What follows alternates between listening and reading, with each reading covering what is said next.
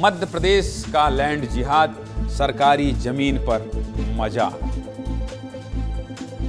आप समझ गए कहानी क्या है?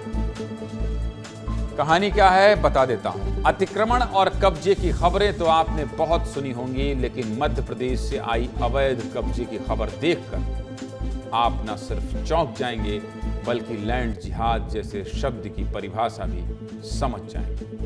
मध्य प्रदेश की राजधानी भोपाल से उठा लैंड जिहाद का यह मुद्दा न सिर्फ पूरे देश में गूंज रहा है, म्यूजिक बंद है क्या, बल्कि राजनीतिक गलियारों में भी चर्चा का विषय बना हुआ है। मध्य प्रदेश की इस लैंड जिहाद पर सब कुछ विस्तार से जान लीजिए। पूरे मामले की शुरुआत तब हुई राजधानी भोपाल में, जब संस्कृति बचाओ मंच ने अवैध मजारों को लेकर एसडीएम से शिकायत की। संस्कृति बचाओ मंच ने दावा किया कि राजधानी के तुलसी नगर के पास बने 1250 सरकारी घरों में से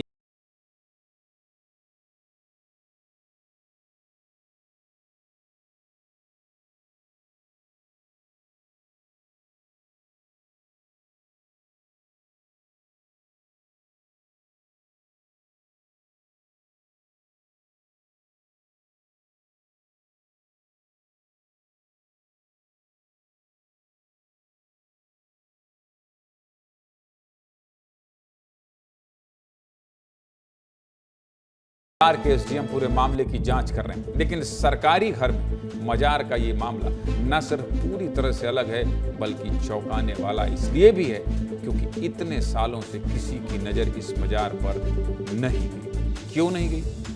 सवाल इस बात को लेकर है कि सरकारी घर में नियम के मुताबिक कोई एक ईंट तक नहीं लगा सकता, तो फिर इस घर में दो मजारें कैसे बना ली गई? जिस घर में ये मजारें मिली हैं वहां से हमारी सहयोगी रंजना दुबे ने रिपोर्ट भेजी। देखिए।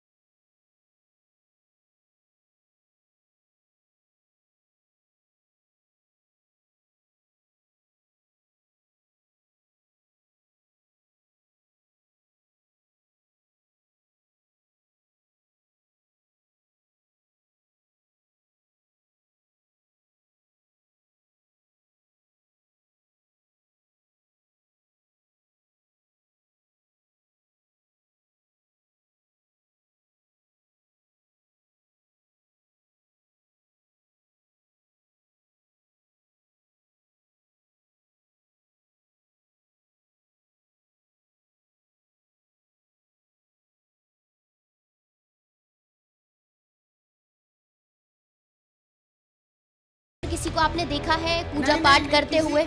आप काल भी बताए, आज भी बताएं कि पूजा करते हम किसी को नहीं देखे हैं। हाँ, नहीं, कोई साफ सफाई कौन करता है? होगा, जेल कोई रहता साफ कर दिया।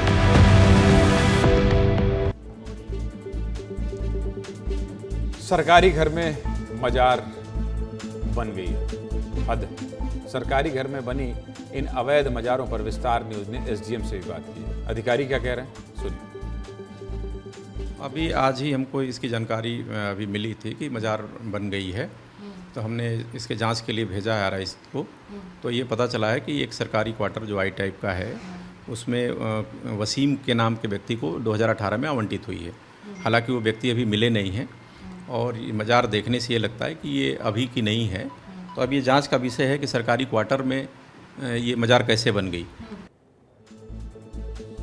वैसे राजधानी भोपाल का ये इकलौता मामला नहीं है जहां इस तरह से अवैध रूप से मजार बनाई गई हो। हिंदू संगठनों के दावे के अनुसार ऐसी न जाने कितनी मजारें हैं जो अवैध रूप से कब्जा करने के लिए बनाई गई। इनमें कुछ प्रमुख अवैध मजारों के बारे में आपको बता देता हूँ। देखिए, हिंदू संगठनों के दावे के अनुसार राजधानी भोपाल के बड़े और छोटे तालाब के बीचों बीच बनाई गई मजार भी इसी तरीके से बनी। तो यही हाल कमला पार्क का भी है। कमला पार्क के अंदर भी अवैध रूप से मजार बनाई गई है और राजधानी के सबसे बड़े अस्पताल गांधी मेडिकल कॉलेज के परिसर के अंदर भी 2 अवैध मजार बनी हुई। हैरान कर देने वाला मामला तो ये है कि पता चला है कि इसे मस्जिद का स्वरूप देने की भी कोशिशें की गई, लेकिन गनीमत रही कि हिंदू संगठनों ने विरोध करके इस साजिश को असफल कर दिया। इसके अलावा एमबीएम कॉलेज परिसर के नाले में और शीतल दास की बगिया के सामने वाली रोड पर तो सड़क के बीचों बीच मजार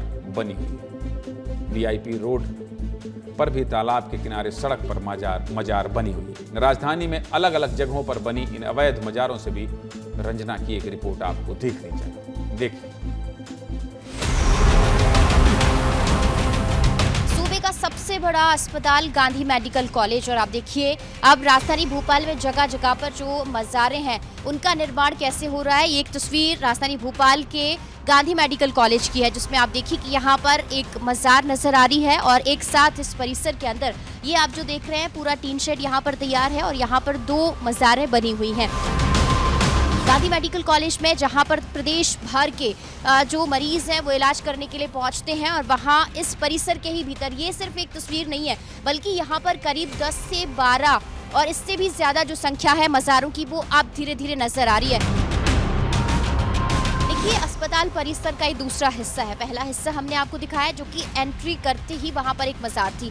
दूसरा हिस्सा है, दूसरी तस्वीर ये आपको दिखा रहे हैं जहां पर आप देखिए कि बहुत बड़ी मज़ार, ये दरगाह यहाँ पर आपको नजर आ रही है, कई सालों से बनी हुई है। और ऐसी एक तस्वीर एमबीएम कॉलेज परिसर के भीतर की है जहाँ पर आप देखिए ये जो मज़ार है वो बनी हुई है। यहाँ पर लोग पहुँचते हैं, पूजा पाठ भी होती है, और आप देखिए यहाँ पर अभी कुछ देर पहले जो पूजा पाठ है वो भी यहाँ पर हुई है।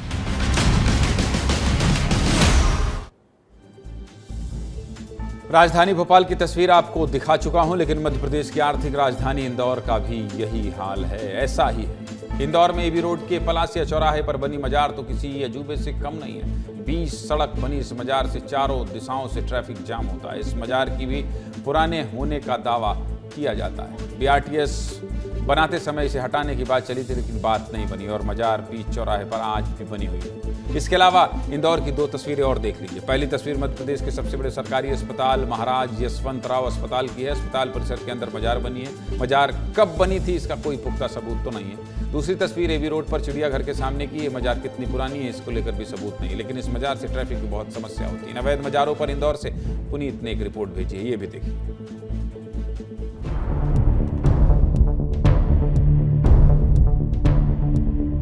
इस वक्त हम मौजूद हैं एमवाई अस्पताल में। महाराजा यशवंतराव अस्पताल मध्य प्रदेश का सबसे बड़ा शासकीय अस्पताल है।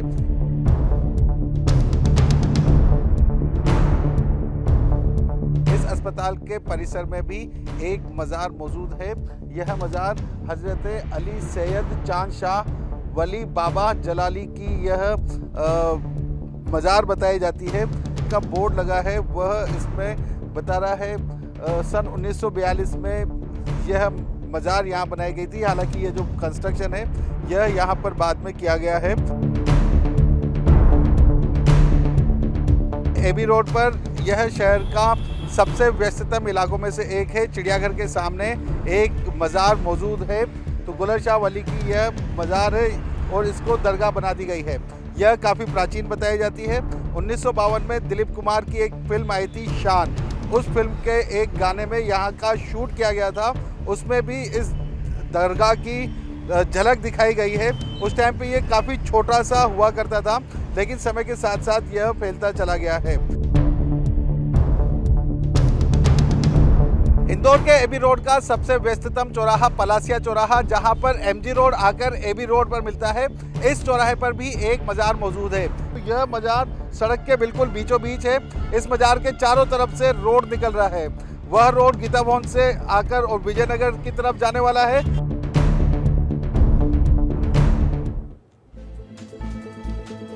यह खबर इसलिए दिखाई जा रही है क्योंकि इसको लेकर मध्य प्रदेश में अलग अलग प्रतिक्रियाएं रोज सामने आ रही हैं। कैबिनेट मंत्री विश्वास सारंग क्या कह रहे हैं, ये भी सुनिए। निश्चित रूप से बड़ा आश्चर्यजनक और अटपटा भी है कि सरकारी मकान के अंदर मज़ार कैसे आ सकती है। और ये मकान जब बने हैं लगभग 70 के दशक में, लगभग 55 वर्ष पूर्व, उस समय यदि मज़ार होती तो ये मकान नहीं बनता है। इसका मतलब कि बाद में बनाए, जो आपत्तिजनक भी है। और यदि ये लैंड जिहाद से जुड़ा हुआ विषय है तो निश्चित रूप से अक्षम्य है, इसको बर्दाश्त नहीं किया जाएगा।